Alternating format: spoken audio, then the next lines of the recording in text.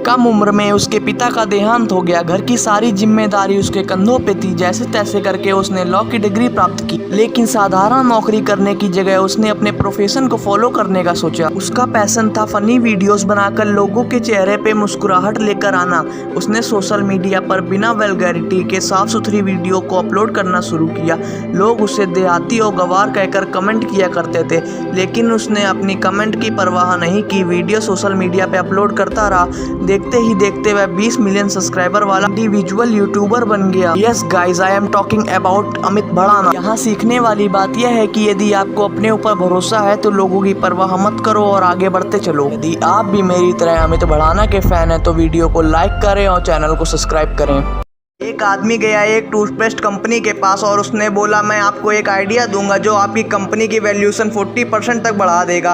Company वालों ने कहा, बताओ। तब उस आदमी ने कहा, मैं इस आइडिया के $1,00,000 लूंगा। तो कंपनी वालों ने कहा कि हम आपको इतने सारे पैसे क्यों दे। तब उस व्यक्ति ने कहा, यदि इस आइडिया से आपकी कंपनी की ग्रोथ ना हुई तो मैं आपको इसके डबल $2,00,000 एज ए पेनल्टी दूंगा। तो कंपनी वालों ने कहा, ठीक है, ये लो। तो बंदा केवल एक चीज कहता है और कंपनी वाले हैरान हो जाते हैं। उसने बोला, मेक योर टूथपेस्ट होल बिगर। आप अपने टूथपेस्ट के होल को 1 mm बढ़ा दो, पेस्ट अपने आप ज्यादा खत्म होएगा और सेल भी अपने आप बढ़ जाएगी और आपके कंपटीटर को भी इस बात की भनक नहीं पड़ेगी।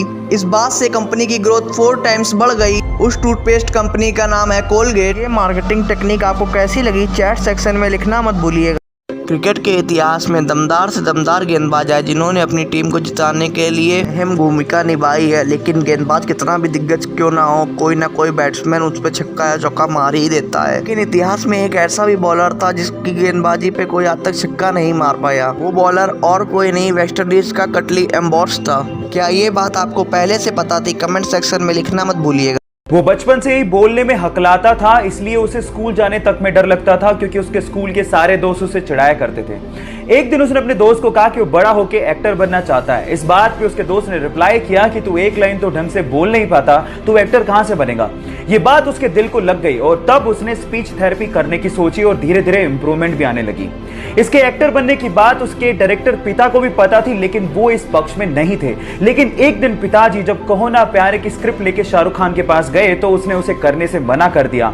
आनंद फानन में उन्होंने अपने बेटे को लॉन्च करने की सोची और जब 2000 में कहो ना प्यारे रिलीज हुई तो यह लड़का रातों रात स्टार बन गया। Yes guys, I am talking about Asia's handsome hunk, most superb dancer and most superb actor Hrithik Roshan. Guys, difficulties हर किसी के लाइफ में आती हैं, लेकिन उसे फेस करने वाला ही सुपरस्टार बनता है।